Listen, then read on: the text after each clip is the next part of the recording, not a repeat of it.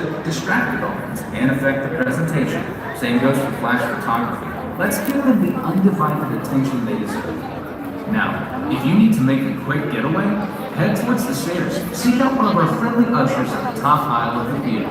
They'll be ready to assist you and make sure everything's A-OK. And finally, as the presentation comes to an end, we kindly ask that you remain seated until our ushers give you the signal to rise and go with the flow, as each section makes their way out of the theater.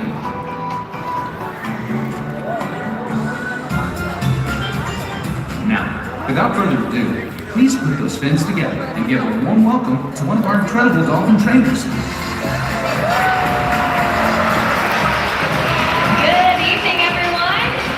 Welcome to Dolphins in Depth. My name is Rebecca, and as a trainer here at Georgia Aquarium, I have the unique opportunity to interact with these incredible animals on a daily basis. Being a dolphin trainer is truly a dream come true, and today we are so excited to share with you all a behind-the-scenes look at how we care for and train our dolphins each and every day. But first, we need to introduce you all to the real stars of the show, our family of bottlenose dolphins. So first up, he is our largest dolphin here at Georgia Aquarium, weighing over 600 pounds, Polka!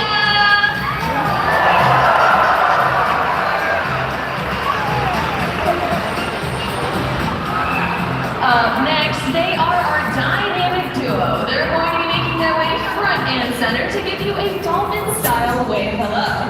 Everyone, feel free to wave on back to two of our smartest boys. Everyone, this is Kenobi and Pacino.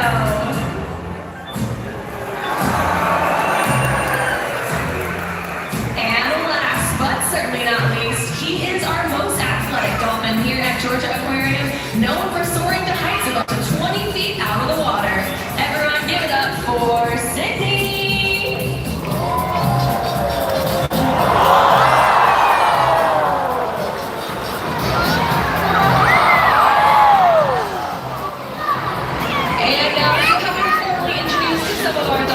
A couple other dolphins are going to make their way to your side of the habitat for an up-close and personal look.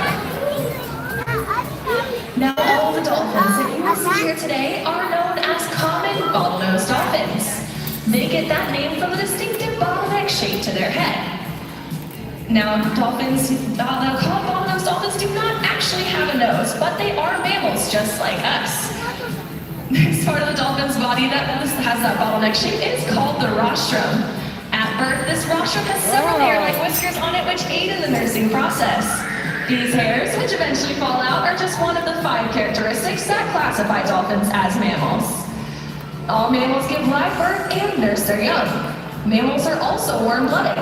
In fact, dolphins maintain an average body temperature of about 97.9 degrees Fahrenheit, very similar to our own.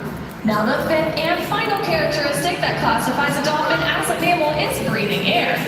But we already learned that dolphins don't have noses, so instead they breathe through the blowhole, which is located on top of their head. Not only is this where they breathe from, but it's also where they produce all of their vocalizations. And when they can make these unique clicks and whistles, it sounds a little something like this.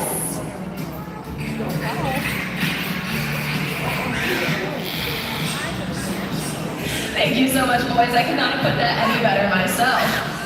Now, a dolphin's tail is made of 2 separate fins called flukes. In order to reach top speeds, they'll push these flukes in an up and down motion, perfectly demonstrated for all of you today by Salvador across the acrylic. Now, in order to swim this fast, dolphins must have an extremely powerful peduncle. But what is the peduncle?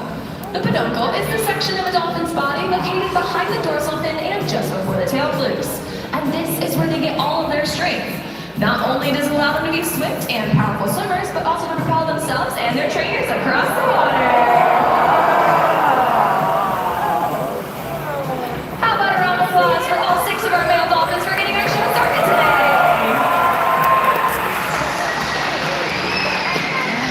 Now, you may be wondering, how do we train all of these incredible behaviors?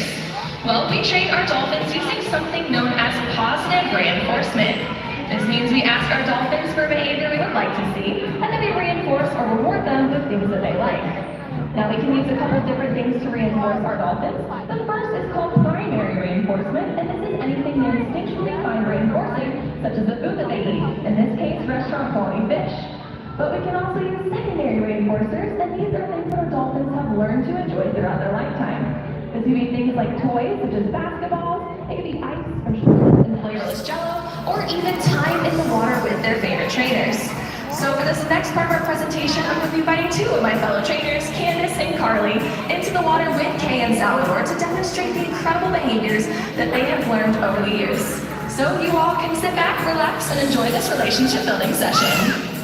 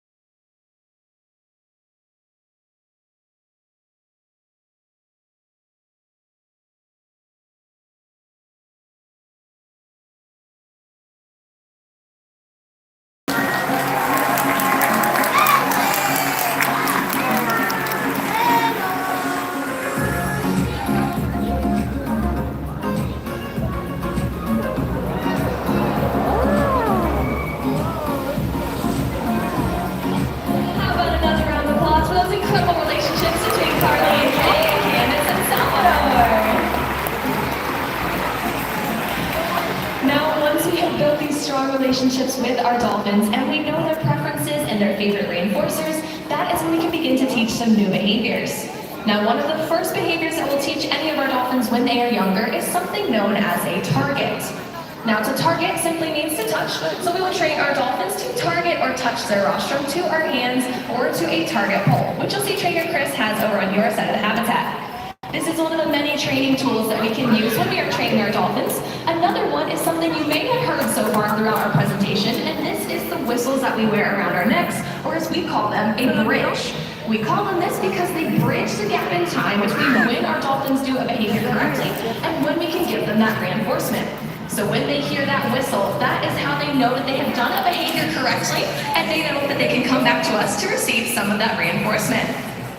Now, Chris is going to be joined at the acrylic by one of our dolphins. His name is Salvador, and he's going to be showing you how we can use these target poles to train or shape different behaviors.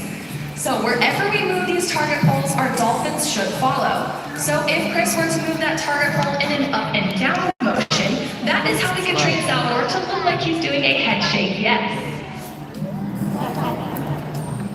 Similarly, if we want Salvador to look like he's shaking his head no instead, all Chris has to do is move that target pole side to side. Well done, Chris and Salvador. Now we can also train our dolphins to target other parts of their body to a target pole, such as their tail flukes. For example, if we want to teach our dolphins to do a behavior we call a fluke wave, which is where they turn upside down and move their tail flukes back and forth till it looks like they're waving, Kay is going to be demonstrating this behavior for